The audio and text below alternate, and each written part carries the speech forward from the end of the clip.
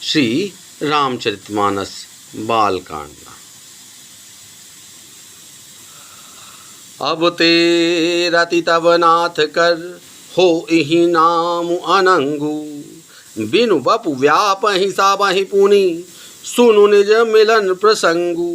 हे रति, अब से तेरे स्वामी का नाम अनंग होगा, वह बिना ही शरीर के सबको व्यापेगा। अब तू अपने पति से मिलने की बात सुन।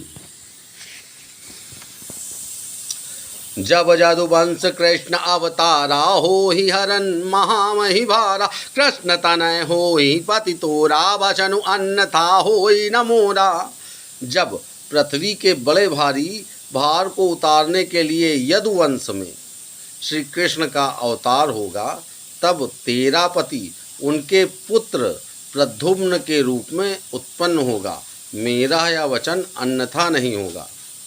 यदुवंश राजा राम के ही वंश में राजा यदु हुए थे। 2 संतानें थीं।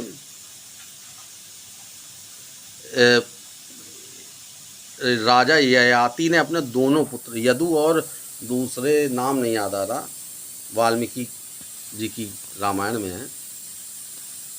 तो यदु ने और पहले पुत्र से, पहली पत्नी के पुत्र से उन्होंने कहा कि मुझे अपनी जवानी दे दो, तो यदु ने मना कर दिया था। कुछ तीखे वचन भी बोले थे। तो राजा ययाति ने यदु को उस समय बड़ा श्राप दिया था। उस श्राप का ही प्रभाव है कि बड़े अक्खड़ होते हैं यदुवंशी, गुस्सा बहुत होता है उनमें। वो राजा ययाति का श्राप था। आगे, रति गावानी सुनी शंकर बानी, कथा अपर अब कहूँ बखानी। हाँ, यदु जो थे शुक्राचार्य की पुत्री देवयानी के पुत्र थे। रति गावानी सुनी शंकर बानी, कथा अपर सब कहूँ बखानी। देवन समाचार सब पाए, ब्रह्मादिक वैकुंठ सिधाए। शिव जी के वचन सुनकर रति चली गई। अब दूसरी कथा बखान कर विस्तार से कहता हूँ। ब्रह्मादि देवताओं ने ये सब समाचार सुने तो वे वैकुंठ को चले। सब सुर विष्णु विरंची समेता, गए जहाँ शिव कृपा निकेता। पृथक पृथक तिन कीन्हि प्रशंसा, भय प्रसन्न चंद्र अवतंसा। फिर वहाँ से विष्णु और ब्रह्मा सहित सब देवता वहाँ गए जहाँ कृपा के धाम शिवजी थे। उन सबने शिवजी की अलग अलग स्तुति की। तब शशि भूषण शिवजी प्रसन्न हो गए। बोले कृपा सिंधु वृष केतु, कहूँ अमर आए के ही हेतु।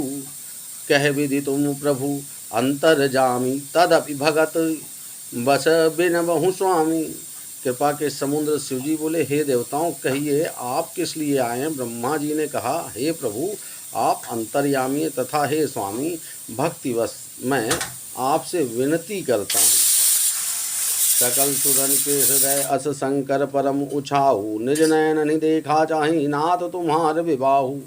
हे शंकर, सब देवताओं के मन में ऐसा परम उत्साह है कि हे नाथ, वे अपनी आँखों से आपका विवाह देखना चाहते हैं। यह उत्सव देखें ही भरी लोचन, सोई कछु करहूँ मदन मद मोचन। काम उजारि रति कहूँ वरु दीन्हा, कृपा सिंधु यह अति भल कीन्हा। हे कामदेव के मद को चूर करने वाले, आप ऐसा कुछ कीजिए जिससे सब लोग इस उत्सव को नेत्र भर कर देखें। हे कृपा के सागर, कामदेव को भस्म करके आपने रति को जो वरदान दिया सो बहुत ही अच्छा किया। सा सती करी पुनि करहि पसाहु, नाथ प्रभुन कर सहज सुभाऊ। पार्वती तपुकीन अपारा, करहु तासु अब अंगीकारा।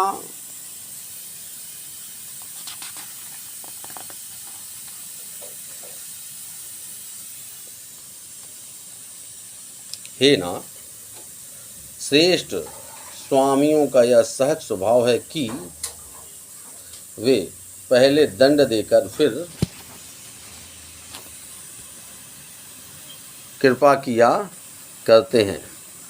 पार्वती ने अपार तप किया है, अब उन्हें अंगीकार कीजिए। सुनि विधि विनय समुझि प्रभु बानी, ऐसे ही हो कहा सुखु मानी। तब देवन दुदुम्भी बजाई, बरसी सुमन जय जय सुर साई। ब्रह्मा जी की प्रार्थना सुनकर और प्रभु श्री रामचंद्र जी के वचनों को याद करके शिव जी ने प्रसन्नता पूर्वक कहा, ऐसा ही हो। तब देवताओं ने नगाड़े बजाए और फूलों की वर्षा करके जय हो, देवताओं के स्वामी की जय हो, ऐसा कहने लगे। अवसरु जानि सप्तऋषि आए, तुरत ही विधि गिरि भवन पठाए। प्रथम गए जहीं रही भवानी, बोले मधुर वचल छल सानी।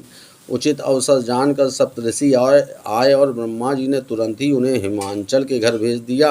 वे पहले वहां गए जहां पार्वती जी थीं और उनसे छल से भरे मीठे विनोद युक्त आनंद पहुँचाने वाले वचन बोले।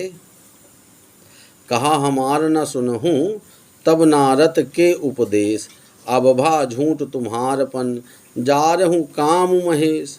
नारद जी के उपदेश को तुमने उस समय हमारी बात नहीं सुनी, अब तो तुम्हारा प्रण छूटा ही हो गया, क्योंकि महादेव जी ने कामदेव को ही भस्म कर डाला। मास परायण तीसरा विश्राम यहाँ ले रहे हैं, आगे का कल होगा।